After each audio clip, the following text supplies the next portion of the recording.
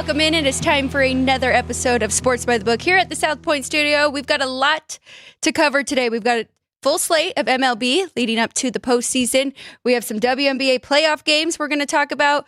We're going to hit college football, NFL. We have more NFL numbers leading into week 4, and we even have some bets that Kenny White likes for week 5, because in order to beat the books, you got to be on top of things.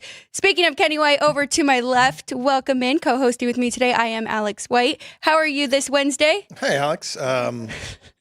Crazy morning. Driving here on the 215 was the first time in my life that I ever had to swerve over into the emergency lane because traffic just came to a dead stop.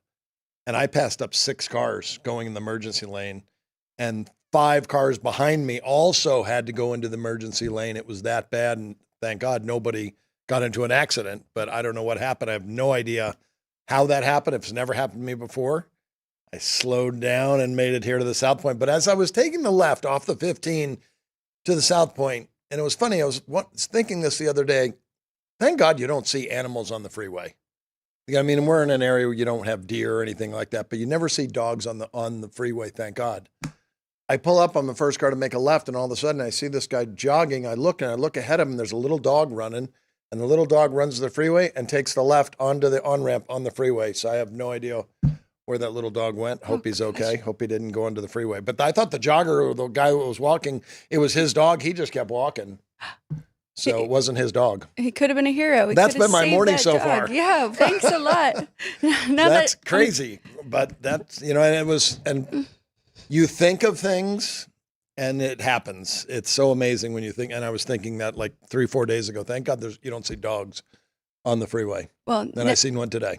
Yeah. Praying for that dog. I hope somebody found him and kept him safe. I actually just rescued a dog at the beginning of this year that was found on the street, and the owner never came forward. So now I have an extra dog. But so hopefully somebody else picked up that dog and saved them.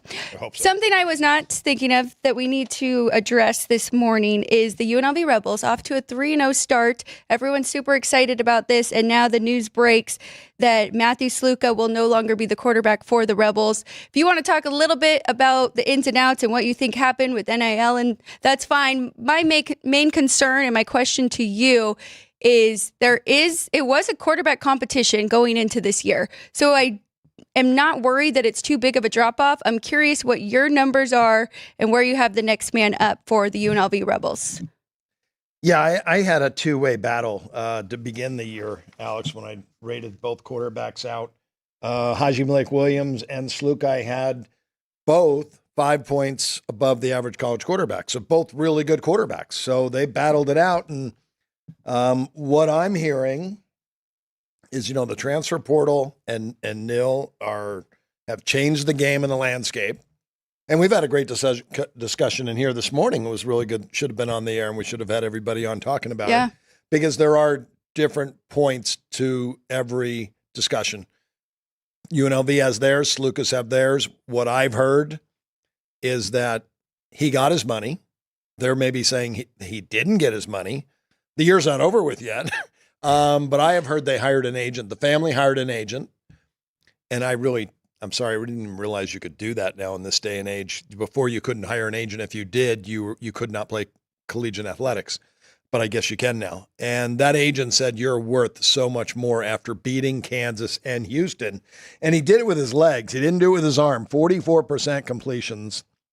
6.6 yards a pass. He did have a good touchdown to interception ratio, but he ran for 253 yards. And I think in his career, he's a guy that he came from Holy Cross, 4-year starter at Holy Cross.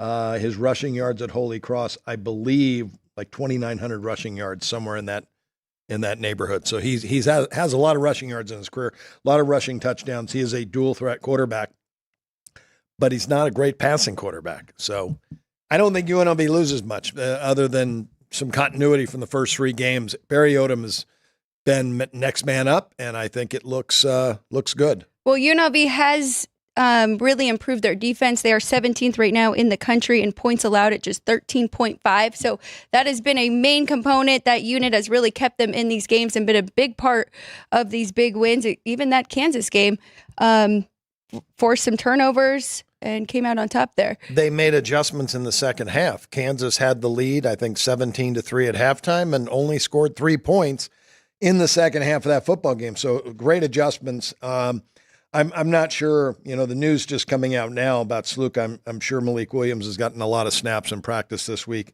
and now he has a couple more days leading up to the Fresno game, and it is a home game. So I think they're going to be just fine. I don't think there's any drop-off. Okay, so that's the main point, too. This did open with UNLV as a 3-point favorite. Bettors liked UNLV right away, moved to 3.5, 4 here at the South Point. Now it has dropped all the way down to a pick. Some buyback on the Rebels. It is sitting currently at -1 over Fresno at home. That total 49. But we will see what happens. I just wanted to get your take on that. And if anybody else in the chat, we appreciate you. If you have any questions, any player-to-player rating-wise, we can always answer those here on this show. What roads to stay off of where I'm driving at is what always, tire shops to go to if you have any issues. Yeah. So, but yeah, let's move on. We've got a lot of baseball to talk about. Padres officially clinched their postseason.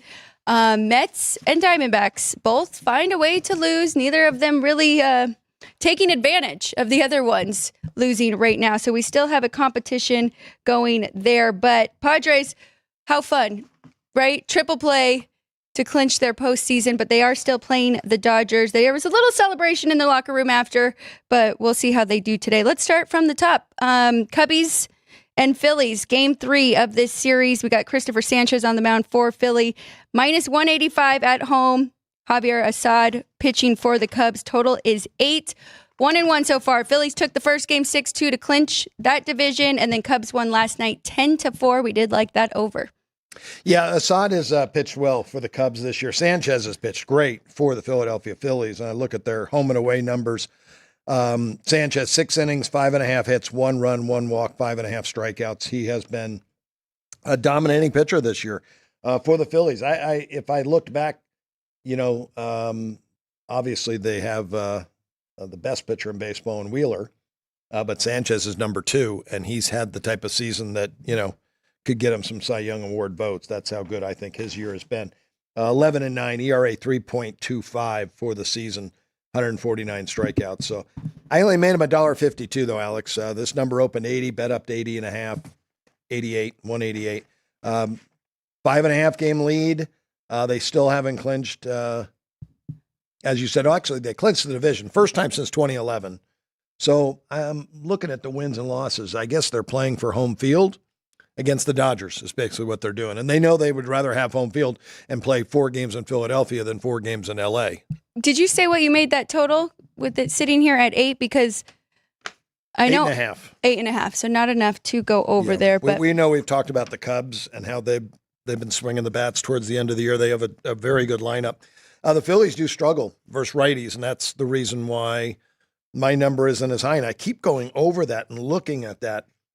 And the numbers that come up for me in the last 2 months for the Phillies versus right-handed pitching is so low. And I don't want to give them that low of a rating because I know they've got some good left-handed bats. Obviously with Schwarber and Harper at the top of the lineup are 2 of them. I know they're going to hit lefties. They just hit righties. They just haven't hit them over the last 60 days like I know they can. So I've given them their normal rating instead of knocking them down to what they've been doing. So nothing for us in that game, though, for today against the Cubs, game 3 of that series. Let's talk about a team that nobody's really believed in, but they continue to win. Milwaukee Brewers at Pittsburgh. Brewers won last night 7-2, and now tonight they have Freddie Peralta on the mound going up against Luis Ortiz.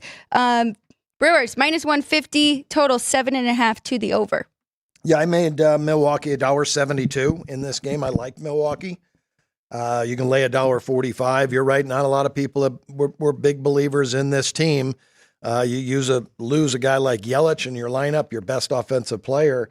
But they did have a very solid pitching staff, and that led by Freddie Peralta. And they just continue to impress me with that pitching staff. Bullpen is solid as well.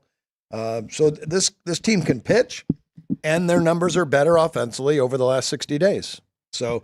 I like them today over the Pirates, laying $1.45.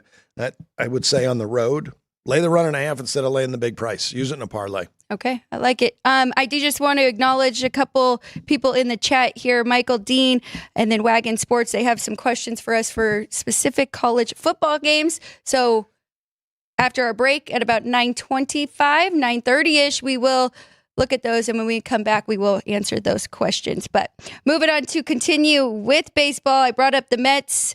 This is a great series here against the Braves. Braves take game 1, 5-1. Peterson on the mound for the Mets and Chris Sale going for Atlanta. -170 for the home team, total 7.5, under -115.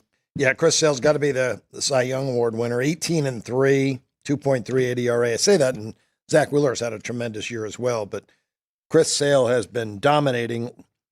Last 5 starts, I'm kind of surprised. 6 innings, 6 hits, only 1 run, 1 walk, 6 strikeouts.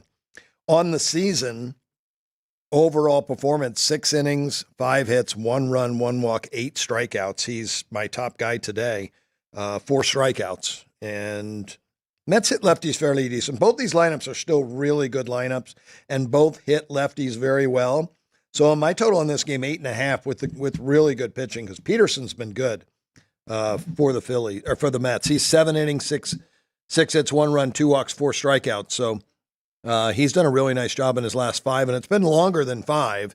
He's had a really good year from really start till now. He just doesn't strike out a lot of guys, but he gets outs. Moving on to St. Louis Rockies. You're going to be excited to hear this one. Who is starting? Eric Fetty for the Cardinals. They did win yesterday over the Rockies. They are $1.20 on the road. Not a bad price at all. Total 10. Juice to the over -120. Yeah, St. Louis still 3 games over 500. This is one of my favorite organizations. And then Eric Fetty, one of my favorite pitchers, because I know Fetty really well. He had always had great stuff in high school. He had the best slider in high school baseball, and he took that to college baseball and then onto the big leagues. I really thought the Dodgers were going to get him when they were coming up to the trade deadline. I sent out a tweet, who's going to get Eric Fetty, the Yankees or Dodgers? And somebody responded with Padres, but we were all wrong. And the Cardinals picked him up, and the Cardinals, tried to make a run, and an 80-77 record's not bad, just not great enough to make the playoffs because they are eliminated. I have Fetty $1.45 today over Gomber, open 30 down to 20. So I do like St. Louis. St. Louis today. Moving to the next game, the Giants and the Diamondbacks. Just talking about the Diamondbacks, I believe they've lost 3 in a row now, so it's kind of a must-win for them. But if you like the Diamondbacks today, -220 at home. Zach Gallen on the mound. Black is pitching for the Giants. Total 8.5 flat in this one. Yeah, Mason Black has really been disappointing for the Giants organization. I bet against him a lot at AAA. He got beat up in AAA, and he's gotten beaten up in the big leagues. ERA 5.88, a 1.51 whip. I have him rated well below average. A lot of blue on my sheet for this game. Now, I made the total 8.5, and that's what it is because they're playing in Arizona, Chase Field. The roof is closed because it's hot there today. Was hoping the temperatures would cool down a little bit so they could have that open roof. Last 5 starts for Gallen, 5 innings, 2 hits, no runs, 2 walks, 7 strikeouts. For Mason Black, 4 innings, 6 hits, 4 runs, 1 walk, 2 strikeouts. I would say the best bet here is Arizona Diamondbacks -0.5 run, first 5 innings. First 5 innings. I like it because the Giants, they have won 5 in a row, right? So you had to add that into your number as well as the Diamondbacks losing streak. So that 220 is just too pricey. Yeah, I had a 273 before I had in the mood of the teams. And, you got a 3-game losing streak. In my way I'm doing it, it's a bad mood, but they're not in a bad mood. This is a team that's battling for the playoffs.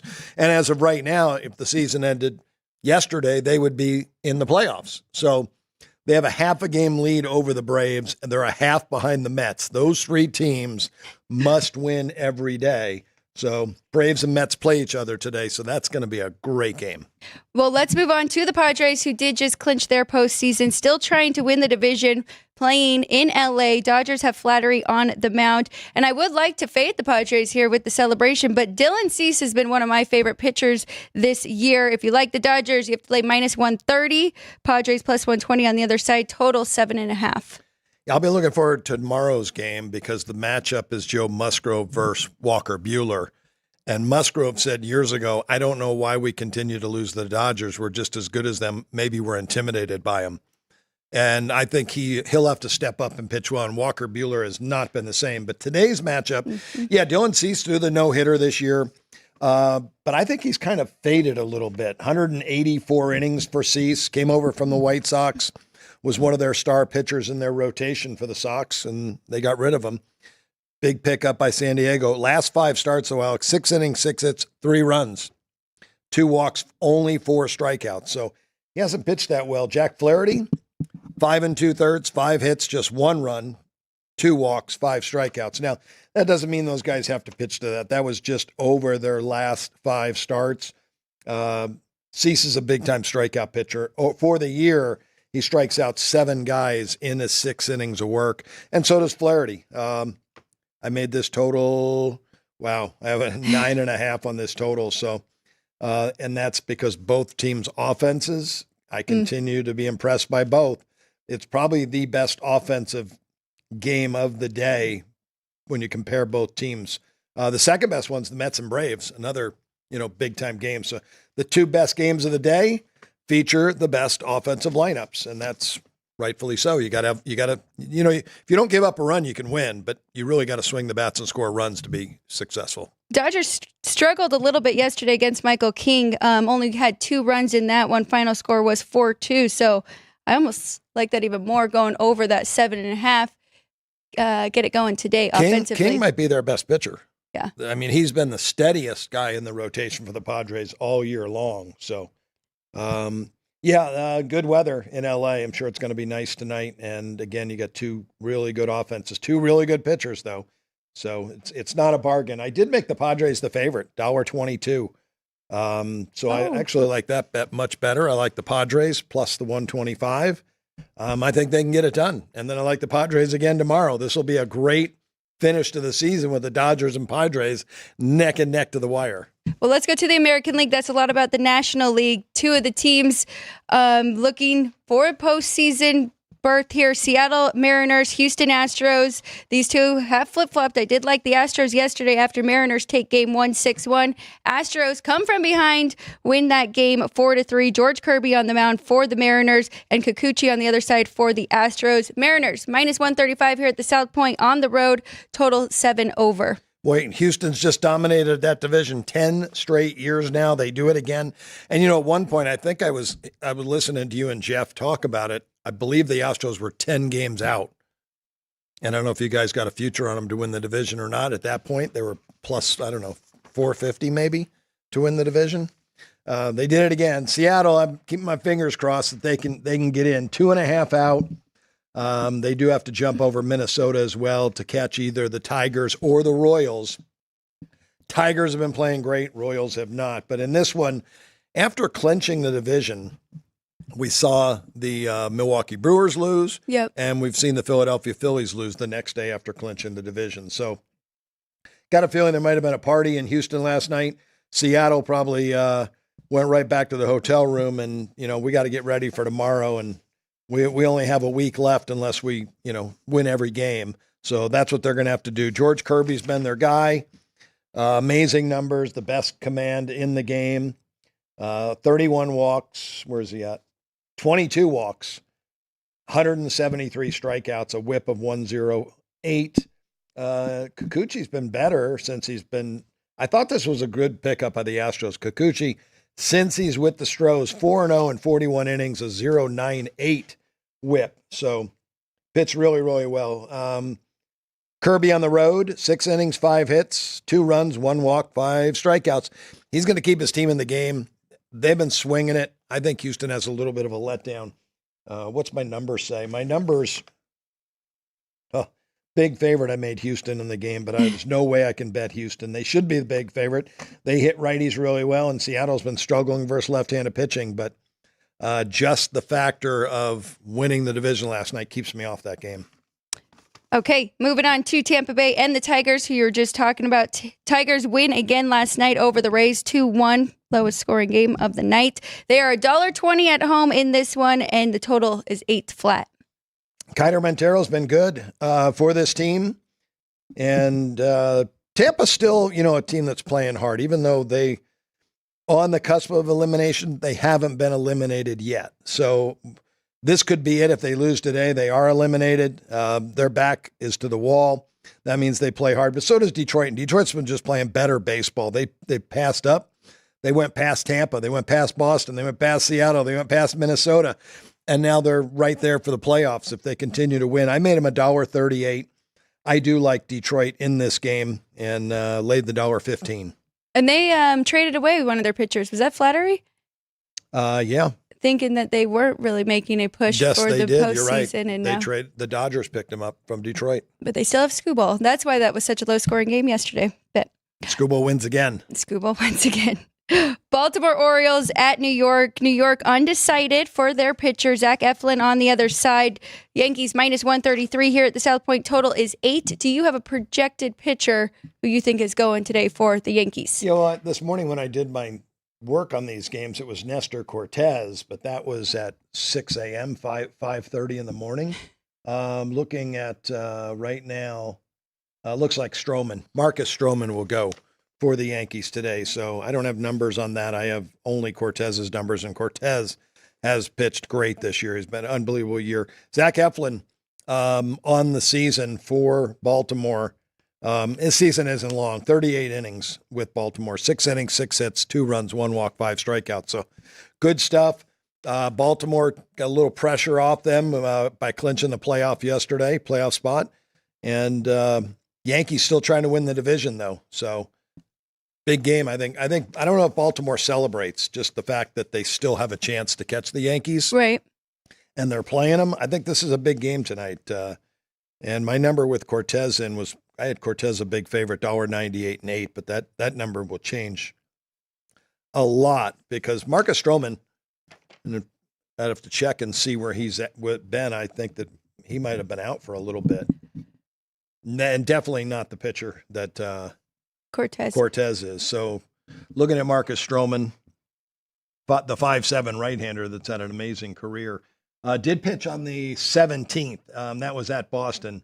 And that was a relief appearance. He had not pitched well.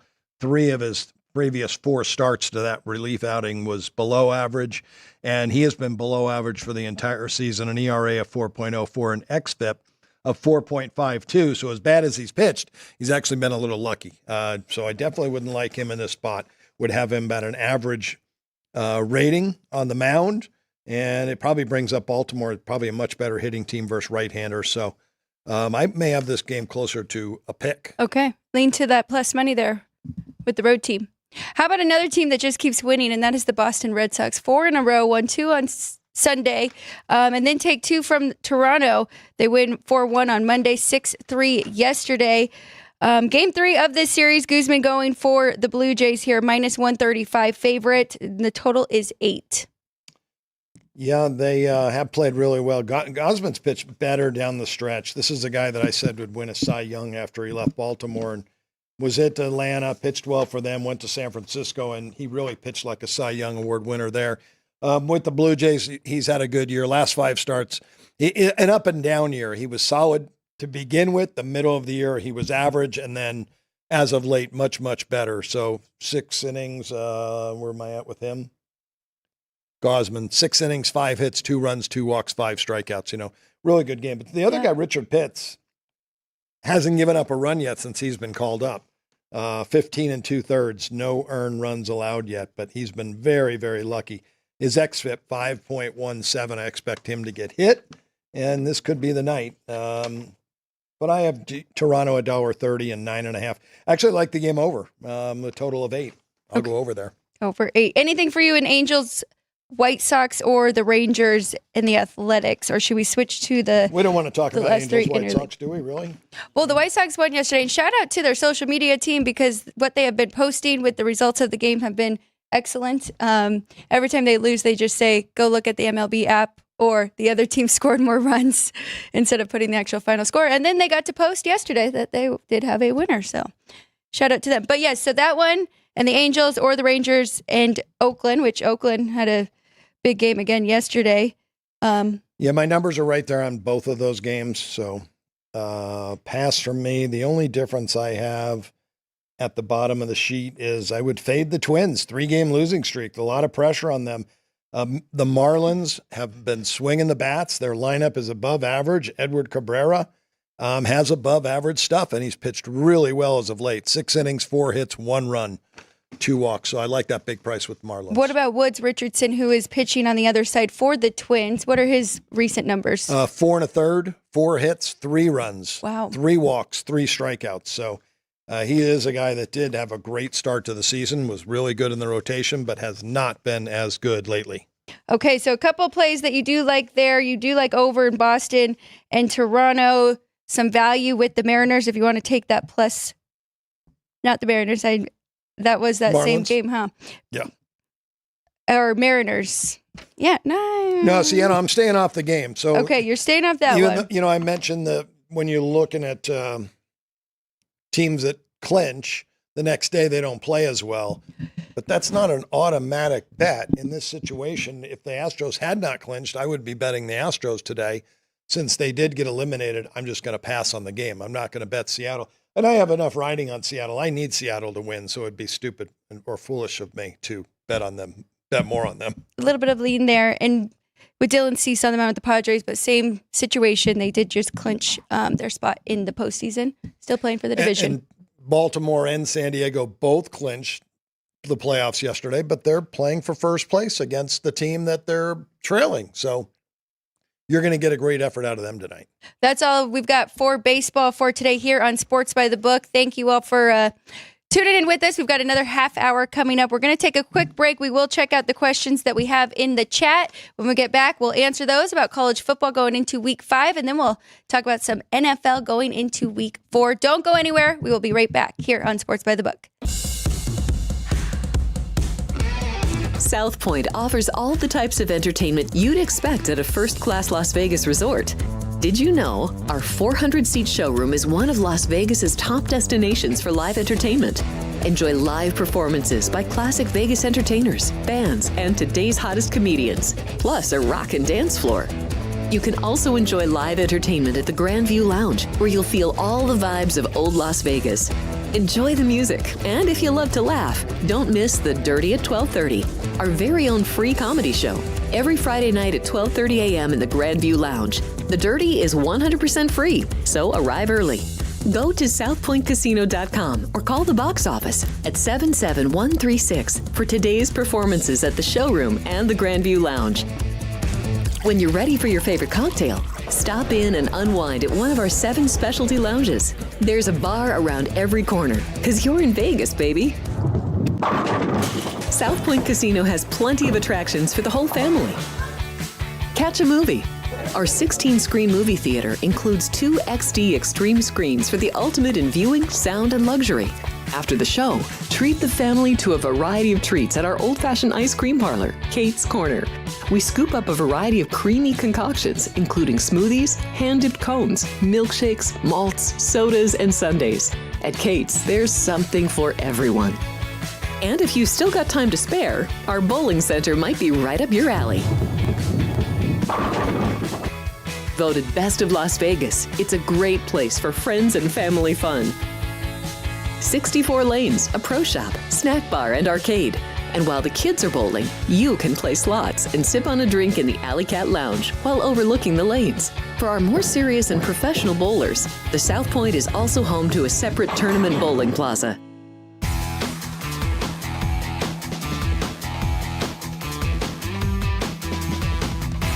Welcome back, everybody. This is Sports by the Book here at the South Point Studio. I'm Alex White alongside Kenny White, co-hosting Monday through Wednesday here with me at 9 a.m. to 10 a.m. Shout out to everybody in the chat. We appreciate you. Again, Michael Dean, Wagon Sports. We've got Mr. Frank Nicotero joining us this morning.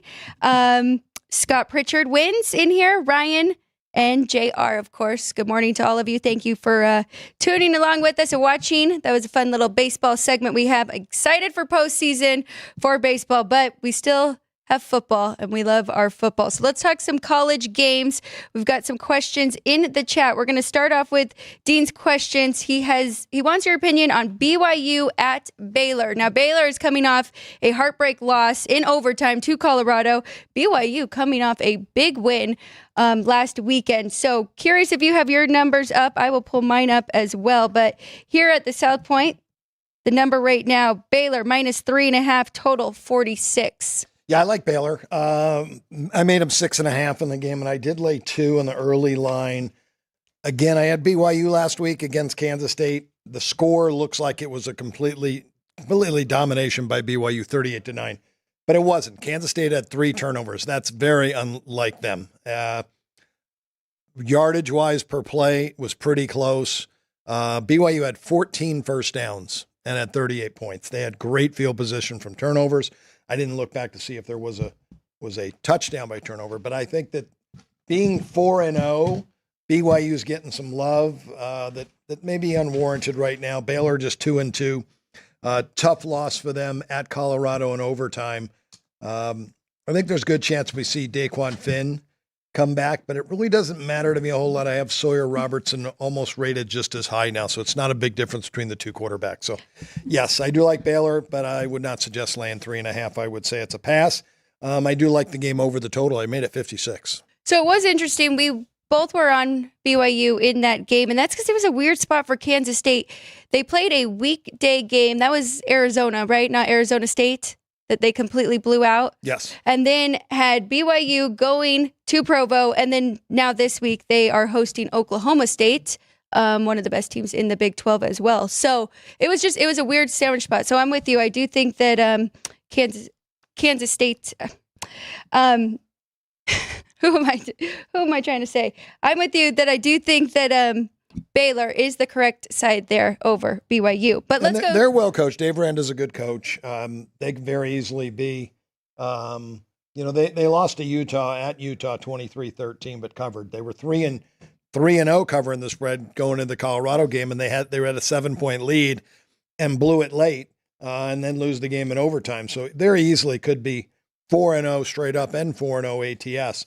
As BYU is, but I think the Baylor has played a far better schedule than BYU has so far. They've played a tough schedule, that's for sure, especially Utah already, which was a tough game for them in that one. We'll get to Oklahoma State and Kansas State. I think that is one of the top games on the board. But first, another question in the chat is Maryland and Indiana. Indiana has been a real surprise this year. They are laying 7 at home against Maryland here at the South Point, total 53. It's a team that when I rated them out to begin way before the year started, Indiana's a team that I wanted to bet on. I really like the hire. Kirk Cignetti came from James Madison. Yep. And he really did a great job there. 52-9 was his record there. He's been a great coach wherever he's been. He was at Elon and he won there. And I really felt like he was going to upgrade this program right away, and he did. They've covered 3 out of 4. They're 4-0. They beat up UCLA. They blew out Charlotte. They haven't played anybody great, but their performance numbers are really good each and every game. So, but I don't have a bet on the game. Maryland has played better than I thought they would this year. I made this game 8 and 54.5. It's right on my number. I did make it 8.5 and 51.5. Pete White, he did make it 12, Indiana. Well, so that is a little bit of a lean for him, more to the home team here. And he brought over about 11 players from James Madison, right? Yeah, he brought in a lot of transfers. When you look at their offense, a wide receiver, a left guard, the right guard, the starting tight end, 4 players on offense, both defensive ends, 2 linebackers, and a guy in the secondary. So yeah, you're right. He didn't just bring guys. He brought starters in that are starting for Indiana. That's how good James Madison was. And the cupboard wasn't bare. James Madison put up 52 in the first half against North Carolina last week. I do want to talk about North Carolina, too, because they are playing against Duke, and I actually like them this weekend coming off of that loss to James Madison where they put up 70 points in that game. But one more for everybody in our chat, and that is Oklahoma and Auburn. We can talk about this game. I think we're leaning to different sides. I may just stay away here. OU -2 on the road, coming off that tough loss against Tennessee. Auburn struggled a little bit this year, but we did have them rated higher than what we have seen from them so far. So Oklahoma 2-point favorite on the road, total 45.5. Well, two teams that disappointed me last week, Alex. First of all, Oklahoma lost to Tennessee, and I really felt that game turned on a dime in two situations. Jackson Arnold threw it into triple coverage and threw an interception on their first drive of the game after they ran the ball extremely well. He lost confidence. But then their head coach on 4th and 1 from the 20, Brent Venables, defensive coordinator, conservative, decided to kick a field goal to tie the game 3-3. It's 4th and 1. You're at home. You need to put points up. You know you're playing Tennessee. You know they've scored 191 points in their first 3 games. They kick the field goal to tie it. Tennessee goes right down the field, big touchdown, 10-3, all the wins out of the sail, game over. If you go for it and get it, you go up 7-3, everything changes in that football game. Everything changes. Tennessee then starts to feel the pressure. At 3-3, they didn't feel any pressure. They were ecstatic. They only give up 3. So you have to go for it in that situation at home. And those two turning points changed that game. So this one, and Auburn disappointed me, and was able to watch a little bit of that game yesterday, Auburn and Arkansas. Auburn just shot themselves in the foot the entire game. They fumbled on a running play inside the 10, lost the ball, threw an interception, I think, in the end zone. Everything that could go wrong for them against Arkansas went wrong. So this game, I have Auburn a 3-point favorite and a total of 45.5. That's right on. We saw Oklahoma open 4, was bet down to 3. Now it's down to 2. The money has come my way on this game, but I would not suggest, now that we're crossing 0, I always take a point off for crossing 0 because it can't fall. It can't fall pick.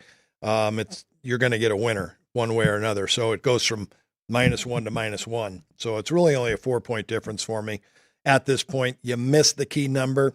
If you want to bet Auburn, wait. Maybe it goes back up. Okay. Hugh Freeze said if they played 9 more times, they would beat Arkansas 9 times. Yeah, that's good. Is that good? You have confidence in your team. You're speaking out, and you're saying it was mistakes, and they could have won that game. And mistakes in the wrong place. You're in the red zone going in, and they had 2 turnovers inside the red zone. But so they lost to Cal the week before, 21-14, and that kind of had me worried. But I thought it was just a look ahead, getting ready for Arkansas, which very well could have been the case. Well, that was 2 weeks before. They played New Mexico the week after that, and they beat New Mexico 45-19. That's right. So they lived up to their potential. Really, at a 120 performance rating.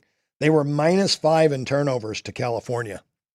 -5. So this is a team that has shot themselves in the foot by turning the football over. They need to take care of the ball better. They need more discipline. They need more discipline. If they're disciplined in this game, I think they win. I don't know what Oklahoma's going to do quarterback-wise. If Jackson Arnold's going to be the guy or not, or if it's going to be Michael Hawkins, the freshman who came in and played well. But now he would be going out on the road in a hostile environment. We have no idea what we're going to get out of Oklahoma. Any other college football games that jump off the board to you that you do want to talk about? I like the total. Penn State plays Illinois. Big game, 2 top 25 teams. And kind of surprising when you say, I said, Illini, a top 25 team. They are. Brett Bielema has done a really nice job since he's been there. They were projected to be very good, but they have shown that they're much better than people thought they were going to be. 4-0. They're 3-0-1 covering spreads. They're 3-1 to the under, and that's what I like in this game. We know what we're going to get from Bielema. Slow play, 2 tight end sets, run the football, and 3 yards in a cloud of dust, and keep the game low. He is, coming into the year, he was 24-12 under. Now he's 27-13. 27-13 to the under in all games there. And when you look at what Penn State's coach, Franklin, most of the games that he goes over in his games against Bowling Green or Kent State that he piles the score on. But big games usually go under. He is 70-58 to the under since he's been at Penn State, and he's a defensive guy. So this is a defensive game to me. I think I've about a 5-point edge on that total. I like it under. Oh, okay. There we go. Another play for you there. Can I talk to you about Kansas really quick? Kansas has had a very disappointing season. Still trying to figure out what is going on with their quarterback there, who we know is very good, but has not shown it. We know he's had a lot of injuries. I'm blanking on his last name, Jalen Daniels. Kansas hosting TCU. TCU also coming off a tough loss against SMU. Jayhawks just -1.5. I know you made it a bigger favorite, and I did as well. Can we trust this Kansas team? Yeah, I think we can, because they're very well coached. Lance Leopold is one of the best coaches in the country, one of the best. And I thought Kansas, as a long shot, could win the Big 12 this year because they upgraded their defense, and their offense is outstanding, especially when Jalen Daniels was in at quarterback. He's been injured a lot the last 2 years. So Yes. we needed him to be healthy because it is a big drop off to the backup quarterbacks, either Ballard or Marshall, about a 6-point drop off, but he hasn't played up to that level yet. Obviously 1-3, 0-4 ATS. Not sure what's going on there because the schedule was really not that difficult. Their performance ratings have been good. And the reason why they're losing is turnovers. They're -7 so far in turnovers. And I always say turnovers will turn around. So it has to turn around for them. They are playing in Kansas City. You know, they're not playing in their home field this year because they're getting a new home field and renovation. So they're playing in Arrowhead Stadium, and that's where this game would be played this weekend. Not quite as great a crowd as they normally would have. Maybe that actually had more of effect than we considered going into this year. But you're right. A turnover should turn around, especially if you have a good coach that you know will work on those things. Yeah, he's a great coach. He really has. Lance Leopold won 6 national titles. It was Division II, but I don't care who you are.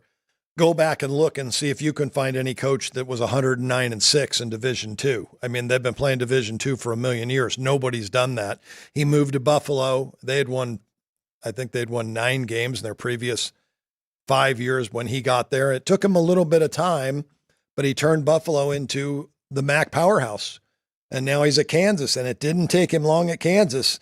You know, they won 0 games the year before he got there, 0 wins, and 3 the year before that. He won 2 his first year, 6 second year, and then 9 last year. And obviously went to the bowl game and beat UNLV. So he has improved this program, and they have the players. Turnovers win football games. I didn't go back and do the colleges, Alex, but I talked about the NFL, and I went back and did last year. And if the team that wins the turnover battle just by 1 covers 74% of the time. This year, after 3 weeks, it was 20-4. Teams that have won the turnover battle covers the spread. So a -7 turnover ratio will turn around for Kansas. You better believe they've been working on ball control all week. So for them and Auburn, so whoever had asked about the OU and Auburn game, it is a lean to Auburn for you in that one, right? Yes. Yes. Okay. Because you did have them as a small favorite at home. Yes. Well, I did take Auburn. You took the 3. Now it's down to 2. I took a little better than 3, but it's down now to 2, and I don't think it's worth the play. I would say if you want to bet Auburn, let it go up. See if it goes back up to 3. If you take 2 or you take 1.5, who cares at that point? Okay. And then a small lean to Indiana as well, the home team there, but don't like that 7. Yeah, I have a 1-point difference. I didn't bet that game, and I will not bet that game. It's just the number's too close. Maryland has beaten me a couple times already this year. Okay. Not going to bet against them. But what I said, I mean, that is Grandpa's number. I'm pretty confident I have his right number, which is a lean there for Indiana. But that's okay. Let's go to NFL. I want to talk about your projected win totals because you've been updating those throughout the season. We're going into week 4. Let's talk about some of these teams that are maybe overperforming, some that are still undefeated, and some teams that have not won a game yet. How about let's start out with the Cincinnati Bengals. Where do you project them win total-wise for the rest of the year? Well, I still have them winning 8 games, but that puts them at the bottom of the division. Wow. An 8-9 record will finish last. Working my way up, Cleveland 8-3 or 8.3 wins. And then Baltimore 9.3 wins. And right now I have the Pittsburgh Steelers 10.2 wins, winning the division by 1 game. Did Frank Nicotero know we were talking about this? Is that why he jumped in our show this morning? I think he was calling about Rowdy Tellez not getting 200,000, missing his total Incentive? at bats, his Yeah. incentive. Yeah, he needed 4 more at bats, and then the Pittsburgh Pirates let him go. I think that's why Frank was calling. So in that division, how many wins do you have for each? Did you say that? Pittsburgh 10. Yes. 10.2, Baltimore 9.3, Cleveland 8.3, Cincinnati 8. These are all above average NFL teams. They're really good football teams. Obviously, Cincinnati hasn't looked like it, and that number could go down quickly. Let's go to the NFC North, which is also a really good division. What do you have projected for those 4 teams? Detroit, 11.1 wins. Minnesota, I have number 2, 8.8, and they're off to a great start. Obviously, the defense looks really good. Chicago 8.6. That's surprising to me. Their defense has been very, very good. Yes. Now these numbers are a little skewed because of love for Jordan Love for Green Bay. When I look at this, and I've got Green Bay 7.1 wins, that's without Jordan Love. These numbers are. So I do need to adjust that because I do believe he's back this week in the saddle for Green Bay, and they've played well. Willis, I've had to upgrade his rating too. So. Those numbers take with a grain of salt. I've got to adjust that for Love being back. Okay. And Malik Willis has looked really good because we know when we've seen him in the past, there's a lot of turnovers. He's taken care of the football very well. I want to ask about Seattle, who has also started out very strong, 3-0 on the year. So looking at the NFC West and the big surprise, the Niners, 1-2. Yeah, and the Niners were a team that I thought could run the table. Their talent was that good to start the season. They looked great in week 1, but haven't looked good since. I have them. They are now down 2. And again, they're going to get back Deebo Samuel. They're going to get back George Kittle. They're going to get CMC back in the lineup at one point. There's 5 points off. If they were to play the entire season without those 3 stars, they're still going to win 11 games. And Seattle's going to win 10.3, Arizona 8 wins, and the Rams 5.2. So,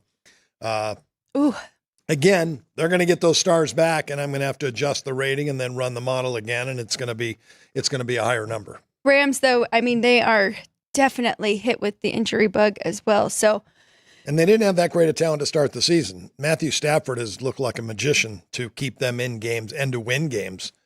He's a veteran quarterback that plays under pressure. With the Carolina Panthers, Andy Dalton starts for them. They get their first win. Where do you have them projected now for their win totals? And is that with Andy Dalton or is that a Bryce Young number? No, it's an Andy Dalton number because I had Andy Dalton rated higher to begin the year of the 2 quarterbacks. So, but I still only have 5 wins for the Carolina Panthers. And it's amazing how much love they're getting after one game that Dalton has just, kind of almost a career game. I know he's had better games than that. He's been around forever, started his career with the Bengals and he's been with the Cowboys and been with a couple of other teams. But Andy Dalton last week, 3 touchdown passes, no interceptions, 319 yards. We talked about it on Punchlines. He is the only quarterback to have a 300-yard game and 3 passing touchdowns so far this season. Yeah. Well, I looked at his numbers last year filling in for Carolina, and he was decent. 59% completion, 6.2 yards a pass. That's not decent. That's well below average. The year before that, for the Saints, 67% completions. He had 14 starts, 7.6 yards a pass. 18 touchdowns, 9 INTs. His touchdown interception ratio is not good over the last 5-6 years, where he's had decent playing time in Chicago, in Dallas, and his last couple of years in Cincinnati. So again, I think he's rather, slightly above average. Another team that we both really like in that division, though, the Atlanta Falcons. Where do you have them win total? And then Tampa Bay and Saints, hot start again. So if you can just round out that division. Yeah, my numbers on Atlanta are obviously high, and I'm going to like them. We've talked about week 5. They're laying 3. I made them 7. I'm just going to be higher on them. They're in my top 10. Probably the only person with them in the top 10. But they showed me they could compete with the Kansas City Chiefs to the point where they should have won the game. There was a pass interference penalty in the end zone that wasn't called and was directly pass interference when the defensive back's not paying attention to the ball and draping himself on the wide receiver. That's pass interference. Falcons would have won that game. I still have them 10.7 wins. I had them winning this division by almost 3 games to start the year. Now 1.5. Saints 9.3, Tampa 8.8, and Carolina 5.0. And those are all strong numbers because there are no injuries right now to any of the quarterbacks in that division. And that's obviously the biggest position in football. Okay, just one more because Frank was actually talking about this the other day on Punchlines as well, looking at the Buffalo Bills and then the New York Jets. I'm curious where you have those two finishing the season, and don't even really have to bring up the Dolphins because we don't know when Tua is coming back and what they are going to do with their quarterback situation. Yeah, and my numbers now with 2 out for the rest of the year, I have only 7 wins from Miami, 6.3 for New England. Buffalo is now, I've upgraded their rating. I've had to. They've been amazing. They've scored a touchdown on half of their drives so far this season. The offense has been ridiculous under Josh Allen. The defense hasn't had to do a lot because the offense has taken the other team out of the games. 10.8 wins for the Bills. So basically 11 wins. The Jets are at 10.4. Can't wait till those two play. It's going to be a great game because you got Aaron Rodgers, who's looking much, much better and more like an Aaron Rodgers. And you got Josh Allen, maybe the best quarterback in football. I'm glad you brought up their drive to touchdown ratio here because I do have a graphic with the top 5 offenses and the top 5 defenses. And I want to give a shout out to Jeff Fogel because I do follow his newsletters and read up all of his write-ups. He kept it very simple. He's like, if a team is good at stopping the opponent from scoring a touchdown, they're good defense. They're going to be good. And vice versa for offenses. So if we have that, we'll take a look at the top 5 that he has after week 3 in the NFL. So this is defenses. So opponents' drives, this is the percent that they allow touchdowns. Pittsburgh, just 7%. Seattle, 8%. Minnesota, 10%. And then the Chargers and the Saints at 13%. Then on the other side is the bottom half right now for allowing touchdowns. Washington, it's funny too, their offense is in the top 10 though. Defensively, they are the worst right now.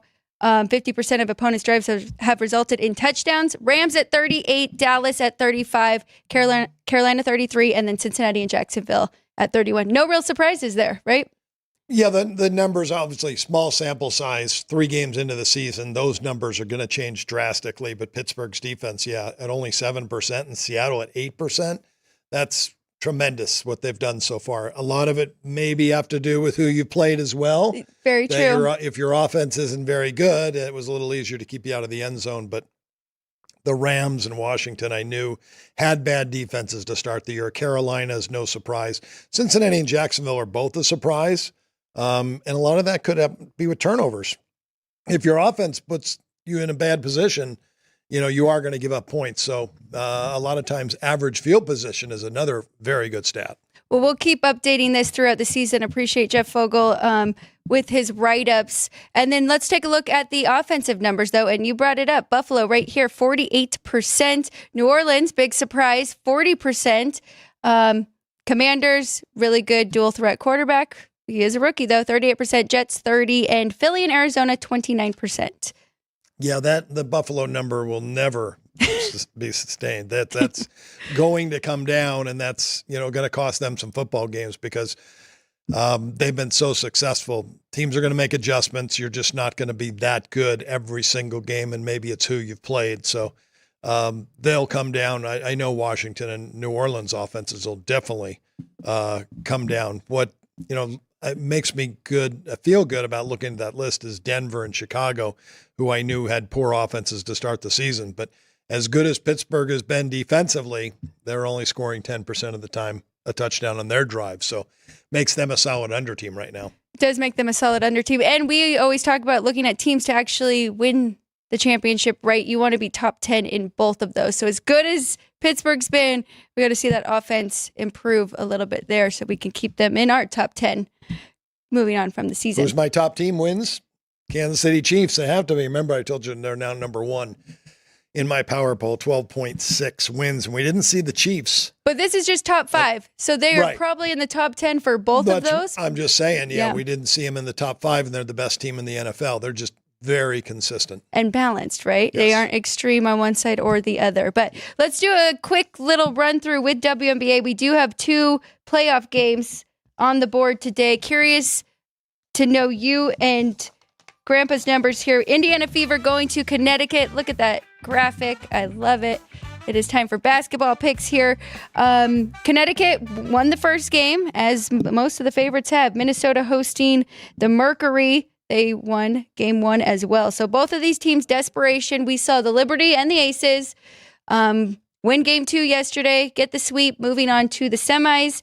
Anything that jumps out to you in this one or either of these 2 games? Well, those were the 2 best teams in the WNBA that won yesterday, Vegas and New York. They're 1 and 2. The Connecticut-Indiana game, for some reason, I think that the Fever are going to be in this game. I think they're going to keep it close. We saw yesterday Atlanta had the lead at halftime over New York. And after 3 quarters, Seattle and Vegas was tied. These teams that are down a game, and this is it, their season's on the line, you get a great effort out of them. That's why I liked both games under yesterday. Went 1-1. Was very surprised the Atlanta game came so high. New York's defense has been great. But I like both these games under as well today. And I like Indiana, and I've got a sneaky suspicion Phoenix is going to stay close. They might be worth the first half bet against Minnesota. That first game went flying over. Both teams shot the lights out, almost 50% from 3-point range, and it was over 50% from 2-point shots. So I don't expect that type of shooting in this game. I expect Minnesota's defense to play better, and I expect the Mercury to step up and play better defense. I do like that one under as well. I made it 158.5. Not a huge edge, but I do think Minnesota will look better. They're the only team as a favorite that did not cover from the first game, and I do like Indiana Fever here. Definitely taking the points with them, and that leads me to more of an overplay with them. And we saw it with the Dream. They had to switch it up against a team that was better defensively. They had to run the ball more and try and outscore them. We're going to see that from the Fever tonight, too, because that is their strength, offense. Connecticut plays so slow, and they play such good defense. They do. You know, they are the best defense and slowest paced team in the WNBA. I'm nothing, I lean to the under, but I just have sneaky suspicion Caitlin Clark is going to play so much better tonight. She had her first playoff game, struggled. I think she's going to play an outstanding game tonight, and she's going to keep her team in this game and give them a chance to win.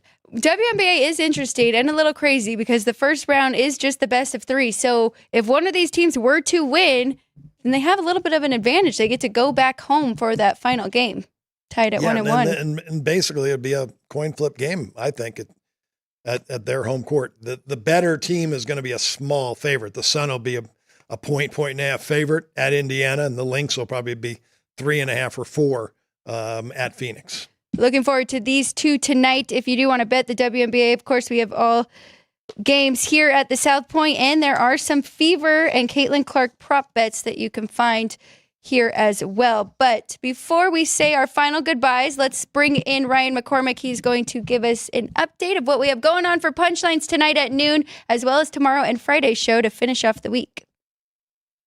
Today, we will have more of Alex White. It also is National Daughter Day, so we had a father-daughter combo for Sports by the Book this morning. So Alex will join us at noon on Punchlines, at Punchlines FN, separate YouTube channel. You've seen Frank Nicotero in the chat. The 3 of us will be talking about the 4 teams that clinched playoff berths yesterday in Major League Baseball, as well as the other ones, and the 4 remaining spots to be claimed for the postseason, as well as some stuff in the National Football League heading into Week 4, some stuff in the WNBA with the 2 playoff games tonight, and some much more fun stuff with games. We got Captain Punch coming up. And obviously picks at 12:36. So you got to tune in at Punchlines FN, separate YouTube page again, at Punchlines FN at noon.